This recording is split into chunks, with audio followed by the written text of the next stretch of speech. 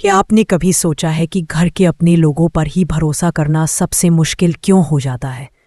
जब वही लोग जिन पर हम आंख बंद करके भरोसा करते हैं अचानक ऐसे खेल खेल जाते हैं कि सच और झूठ की पहचान ही मिटने लगती है। ठीक वैसा ही होने वाला है इस कहानी में, जहां एक छोटा सा इल्जाम पूरे रिश्तों को हिला कर रख देगा। अगर आप ऐसे ही धमाकेदार ट्विस्ट सबसे पहले देखना चाहते हैं तो अभी तुरंत चैनल को सब्सक्राइब कर लीजिए ताकि कोई अपडेट मिस ना हो। कहानी की शुरुआत होती है उस पल से जब घर का माहौल बिल्कुल शांत था। एक पार्टी अभी अभी खत्म हुई थी और हर जगह खुशियों की बातें गूंज रही थी। सरू ने इतनी खूबसूरत तैयारी की थी कि हर कोई उसकी तारीफ करते नहीं थक रहा था। तारा की सहेलियां तो यहाँ तक कह रही थी कि सरू बिल्कुल परफेक्ट बहू है, मेहनती, समझदार और परिवार की इज्जत बढ़ाने वाली। लेकिन जहां खुशियां होती है वहीं किसी के दिल में जलन भी पनपती है, और यहाँ वह जलन तारा के दिल में पल रही थी। उसे किसी भी हालत में बर्दाश्त नहीं था कि उसके सामने सरू की तारीफ हो। तारा ने मन ही मन ठान लिया था कि वह आज ही सरू की खुशी छीन लेगी और उसे बदनाम कर देगी। पार्टी खत्म होने के बाद तारा चुपके से एक कोने में जाकर थोड़ा सा शराब का ग्लास उठाती है, पर पीती नहीं। वह सिर्फ नाटक करती है।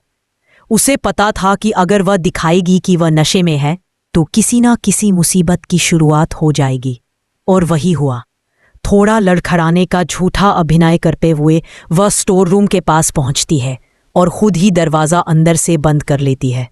फिर वह जोर जोर से चिल्लाती है, बचाओ, मुझे किसी ने अंदर बंद कर दिया। घर में हलचल मच जाती है। सब भागते हुए आते हैं। दरवाज़ा खुलवाया जाता है। तारा बाहर आकर सीधे सरू पर इल्जाम लगा देती है कि उसने ही उसे स्टोर रूम में बंद किया है। वेद चौंक जाता है। उसे यकीन ही नहीं होता कि सरू ऐसा कुछ कर सकती है। लेकिन तारा रोना धोना शुरू कर देती है। वह कहती है कि सरू को अभी भी अपनी माँ की पुरानी बातों का बदला लेना है, इसलिए उसने यह सब किया। वेद गुस्से में सरू से पूछता है, क्या यह सच है? सरू स्तब्ध खड़ी रहती है। वह कांपती हुई आवाज में हाँ कह देती है, लेकिन वह ये हाँ मजबूरी में बोलती है, क्योंकि सच्चाई वह बता ही नहीं पाती कि तारा ने खुद को अंदर बंद किया था। उसे लगता है कि उसका बोलना कोई मानने वाला ही नहीं है। वह बस इतना कहती है कि उसका किसी को चोट पहुंचाने का कोई इरादा नहीं था, पर उसकी बात कोई नहीं सुनता। वेद गुस्से में सरू को एक जोरदार थप्पड़ मार देता है। अचानक पूरा माहौल बदल जाता है। तारा के चेहरे पर छिपी खुशी साफ झलकने लगती है, लेकिन वह उसे तुरंत ढक लेती है ताकि कोई देख न ले। उसे लगा कि उसकी योजना सफल हो गई। अगर आप इस कहानी के हर मोड़ को सबसे पहले जानना चाहते हैं तो अभी सब्सक्राइब कर लें। आगे की कहानी और भी जबरदस्त होने वाली है। सरू को इतना भारी इल्जाम सहना मुश्किल हो जाता है। वह खुद से सवाल करती है कि आखिर उसने ऐसा क्या कर दिया कि लोग उस पर भरोसा ही नहीं कर रहे। घर के बाकी सदस्य भी कंफ्यूजन में हैं, पर तारा ने इतना बड़ा नाटक रच दिया। जब सरी अकेले कमरे में जाती है वह टूट जाती है। उसे लगता है कि इस घर में उसकी कोई जगह नहीं है। उसने जो जो अच्छा किया उसकी कोई कीमत नहीं रह गई। वह जो प्यार और सम्मान चाहती थी वह आज भी उससे दूर ही है।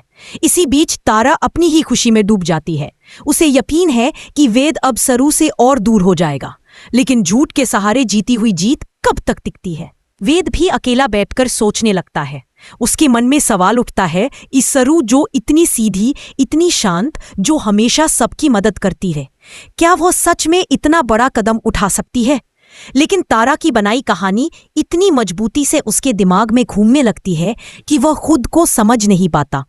अगर आप कहानी के हर अपडेट को पाना चाहते हैं तो चैनल को सब्सक्राइब करना बिल्कुल मत भूलिएगा। अगले दिन सुबह घर का माहौल और भी भारी हो जाता है। तारा बार बार ड्रामे करती है कि उसे अब भी चक्कर आ रहे हैं, डर गई है। उसे लग रहा है कि सरू फिर कुछ करेगी। वह अपने बेटे वेद को और भड़काती है। वह कहती है, देखो बेटा, सरू ने गलती नहीं बल्कि अपराध किया है। उसने तुम्हारी माँ को स्टोर रूम में बंद किया था। मेरी जान भी जा सकती थी। इन बातों का असर वेद पर पड़ता है। उसके मन में फिर से गुस्सा भरने लगता है।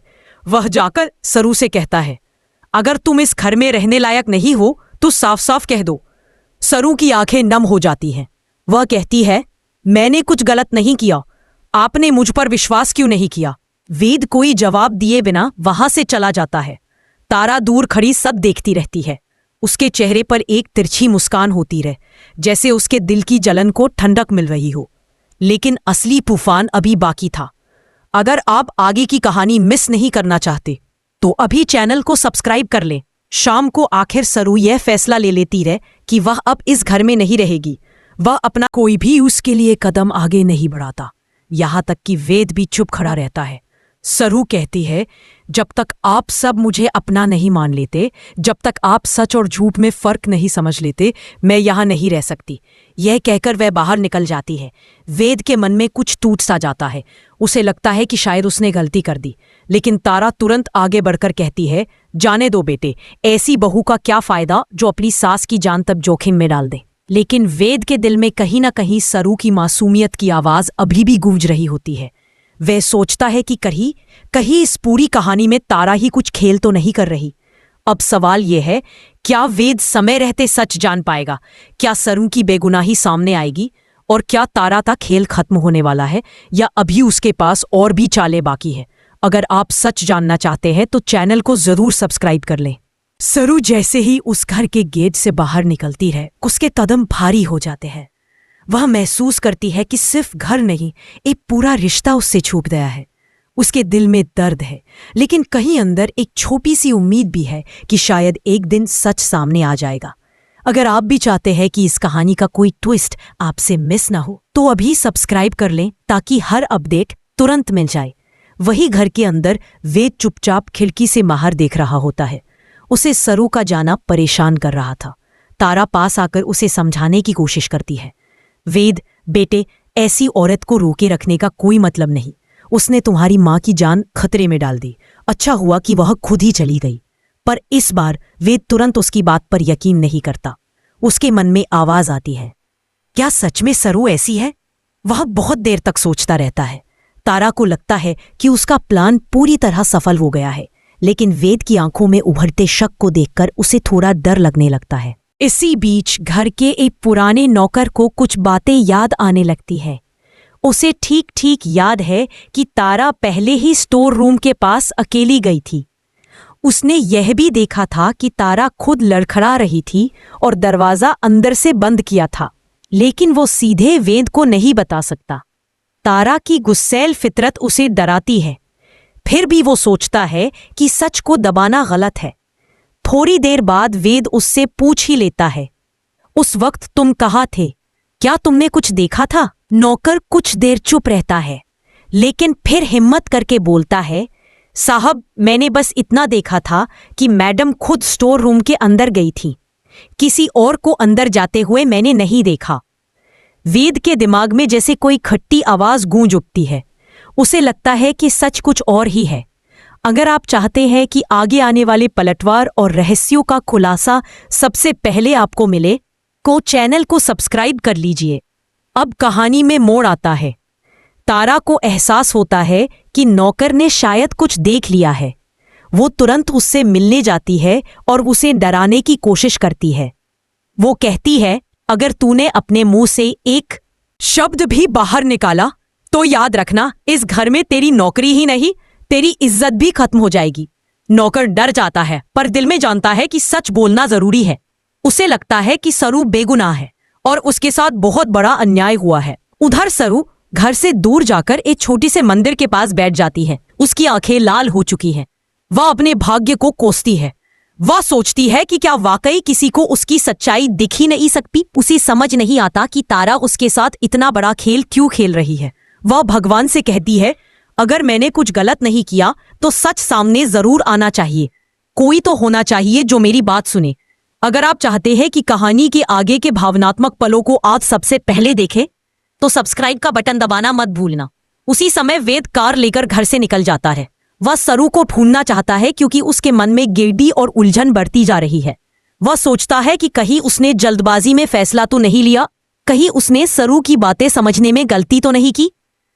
वेद एक एक जगह खोजता है, उनका पुराना फेवरेट पार्क, वह मंदिर जहां दोनों अक्सर जाते थे, और वह सड़क जहां वे पहली बार मिले थे। लेकिन सरू उसे कहीं नहीं मिलती। घर लौटकर वेद तारा से पूछता है, माँ आपको कैसे पता कि सरू ने आपको ही बंद किया था? आपने किसी और को तो नहीं देखा?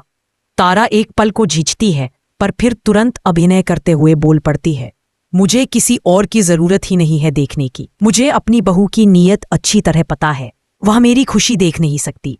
वेद का शक और बढ़ जाता है। उसे लगता है कि उसकी माँ कुछ छुपा रही है। अगर आप चाहते हैं कि वेद सच तक कैसे पहुंचेगा, इसका हर ट्विस्ट आप देखें, तो चैनल को जरूर सब्सक्राइब करें। उधर सरू मंदिर से उठकर एक पुराने आश्रम के पास जाती है, जहां वह थोड़ी देर बैठ जाती है। वहां एक बुजुर्ग औरत उसके पास आती है और कहती है, बेटा, रोने से कुछ नहीं बदलता। अगर सच तुम्हारे साथ है तो उसे छुपने मत दो। सरू को इन बातों से थोड़ी हिम्मत मिलती है। वह फैसला करती है कि वह चुप नहीं बैठेगी। उसे अपनी बेगुनाही साबित करनी है। वह घर वापस नहीं जाएगी, लेकिन वह सच सामने लाने के लिए जरूर किसी न किसी तरह कोशिश करेगी।